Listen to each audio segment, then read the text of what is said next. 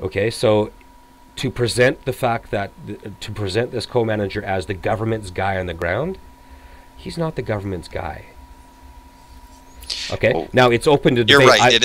That is a little bit of a manipulation of the situation. However, in that sense that he is the co-manager and that the government has agreed that he will be the co-manager, he has a relationship where he's supposed to have a relationship with the government, in that he's their representative. Once they pick him, he becomes their representative. So if the government said it was okay for him to be co-manager, then they're responsible for part of the fiasco there too. I'm You know not what I saying that's what I would like to put forward is that we're not absolutely sure who appointed and who approved. well Um, I look for example, this is something that, to be sure, we should dig further. My understanding of the fact is that the band has to make the appointment, but and the government cannot refuse, provided that the person that is appointed has a certain set of credentials. Okay, and so if he's a qualified financial manager or whatever that is, this is the reading I've done, and I would encourage people to research this themselves. But my understanding from my reading, okay, that's a strong disclaimer I'm putting on this, is that the band appoints the person, and provided the credentials are in place, that person is the person. That's what my see understanding it. of it is. My understanding was that the band council and the department both had to agree on the co-manager. So we'll definitely, I mean, we'll have to both look into that, as Yeah, well as I hope other people who are listening look at that too, because I mean that's an important point to understanding what's happening. So and so once the band has been under co-management for 10 years. for 10 years. This is what I've read. That it's been for 10 years, Hmm. and No, I got and the same I don't information know as far how as that long goes. this co-manager has been in a relationship with Teresa Spence. So facts on the ground may have changed since the Yeah. government Again, that's another one of those allegedly issues where we approved it. talked about where Yeah, the actual situation is so many different um, levels and layers to right. it, that to completely take it apart, But to present someone who is so obviously in a position of conflicted interest as the government's guy is disingenuous, to say the least. I found it to be disappointing. I was disappointed by that, and I fear that my level of disappointment might have come through in the tone of my open letter, and for that I've received my public lashing. Let's put it that way. right. Well, you know, you made you let your opinion be known, and you shared it with him, and that's, you know, there's nothing wrong with that, in the sense that um, that you want to have a dialogue. I too just would agree that, you know, if maybe you had waited a little bit longer, that you might have been able to say the same thing to Charlie Angus, and it might have actually it might have been able to say the same thing, but it might not have had the same effect on Charlie Angus. Well, I don't care about that. That's just, I don't. I mean, that No, has but no you know, bearing on I me. guess I see things sometimes as being. I prefer to be diplomatic and make my point, rather than to upset somebody if I'm trying to make a point with them. Yeah. That's the. I mean, that's the only concern that I would see with that. But Hmm. it's, you know, that's just the way that the. Fact of the matter is this. Um, I think I've demonstrated that two sides are playing politics with suffering people in the middle, and I found it very distasteful. I found it to be disappointing, and if you know, I don't know. I mean, I expressed that. I think people should talk to their politicians. I think people should make their feelings known, and insofar as this is such an important issue, it speaks to our value system. Can we not get along in our government and in politics enough to just to help people, you know? And just to make sure I've fully elucidated upon how I think this is a strategic blunder, is because resisting the audit gives Stephen Harper the political cover he needs to deny help at all. Okay? And that's a mistake, because it allows him to pick a fight with First Nations. And then the First Nations are going to start talking, which they have, start talking about civil disobedience, which I, is going to be the best wedge issue Stephen Harper has ever had. Right. In fact, I looked at in 2009, the Attawapiskat band did civil disobedience and blocked a highway. It was up north. It was very ineffectual. But I do understand what you're saying, and I would just like to also point out that Stephen Harper has been working along this path for quite some time, since he came into office in 2006 when he canceled the Kelowna Accord. Absolutely. He's all indications from this government is that they're spoiling for a fight with First Nations. Exactly. You know, like that, and that is kind of half the problem too. Is that there? I think that there's And this is, more. and I just need to say this. This is the complex situation that the NDP faces. How do they fight for social justice, as in advocate for the rights of First Nations people, but not get painted into a corner and be seen defending blockades, for example, or handing Stephen Harper the best wedge issue he's ever had, like I've said many times. It's a very complex situation.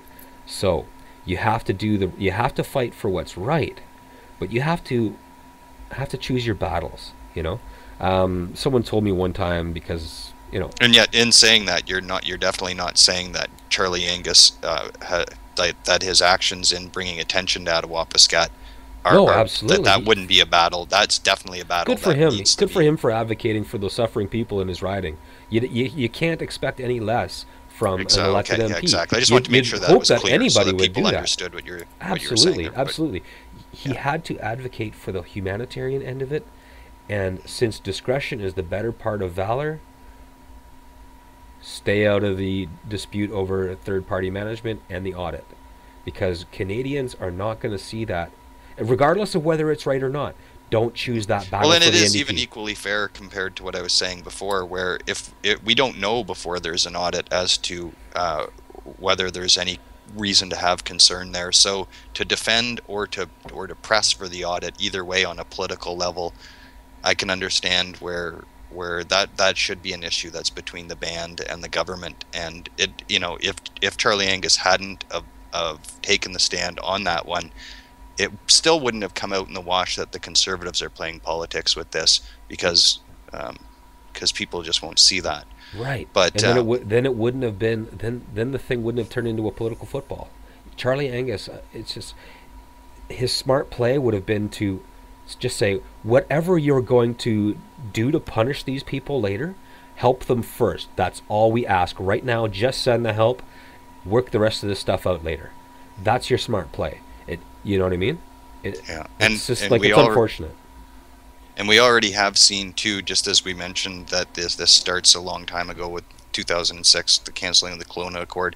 Another thing that I'd just like to mention that I thought was kind of rude on the part of Indian Affairs or Aboriginal Affairs, whatever the department's called now, um, when the band did complain that the person, like, the audit has been attached to a third party manager. That third party manager is going to cost up to $300,000 a year, and that's going to come out of the band's budget.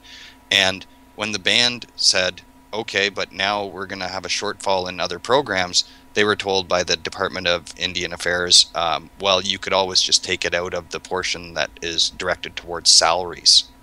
Right. And I mean, that is just right there, just Okay, a I'll slap tell in you the what. face. And when whoever's reporting that, Mike, what they're not reporting is that third party, that under third party management, the government had committed $500,000 of instant emergency funds. Okay, so Yes, but so not for immediately they're payment showing a net of. gain on the books. So whoever reports the cost of the third party manager to the band is not reporting the additional funding that they were gonna get too. So it's Yeah, it unfair. may It's have unfair, man. it may have reported that too, but those are going to be two separate things. If there's $500,000 that's going to come into that Okay, well, community you know from. what? Well, no, Let's just use this piece of information here. So they may have reported it. Well, I'll tell you who didn't report it. On Charlie Angus's status on Facebook, the government is charging Attawapiskat over $1,300 a day to pay for the man they sent in to depose the leadership. okay, In that I status, agree. He does not. He does not also, in fairness, say that there was emergency funding in addition to their normal budget attached to that. So Okay, that here, in and let of me, itself does not cost the band. before I lose what I have to say here, let me just get this out. That I actually don't see that okay, the money, the $500,000, that's not going to go and cover any hole that's going to remove from their budget from paying for the third party. It will cover the problems that are currently existing, and now more new problems will occur because money is going to have to be taken out of other budgets in the end. So the $500,000 is to bring things back up to par, and in the meantime, costs will be accumulated. Mm-hmm. Yeah, see, now you're speculating as to how the natives are going to use their money, and it's apparent that they would say is overstepping your bounds. Okay, so I mean, that's they would tell you that they don't want to be told how to use their money. Well, the $500,000 that's going to come in is going to be for, like, the government. Well, if they're under third-party management, it's going to be the government who's going to tell them how that money is going to be spent. Exactly. The third-party manager will be the one who decides. Exactly, but it's a net increase in their funding. So that $500,000 isn't theirs. That's the government's to spend on that reserve. It's a net increase in funding. So he's going to cost them $300,000, but he came with instant extra funding of $500,000, net gain of $200,000. If you don't report the extra funding, okay, but that's if you're doing a balance sheet. But these are two separate balance sheets. There's only one balance sheet attached to any entity. I'll have to just at this point just disagree. Yeah, no, it's because we've gone too far afield at this point, you know. So anyway, the long and the short of it is that this situation involves people that are suffering, and I expect this kind of behavior from the Conservatives. I didn't expect it from the NDP, right? Disingenuous, what I feel to be disingenuous behavior. Okay, and I said something about it, and to an extent saying the same thing in this show and further qualifying it. And it goes without saying that I wish all the best in the world to the people of Attawapiskat. I hope the Canadian government can help them and will help them. Absolutely. Because, I mean, let's face it, me and you are sitting here and we're talking about an issue that has no effect on us in the sense that we're not there, and it is the people of Attawapiskat that really that are suffering here. And I'm sure that the discussions that occur on that in that community are a lot different than what we're hearing on the news. And so I don't know. All I can say is I definitely agree with you that the most important thing here is that Attawapiskat gets some help.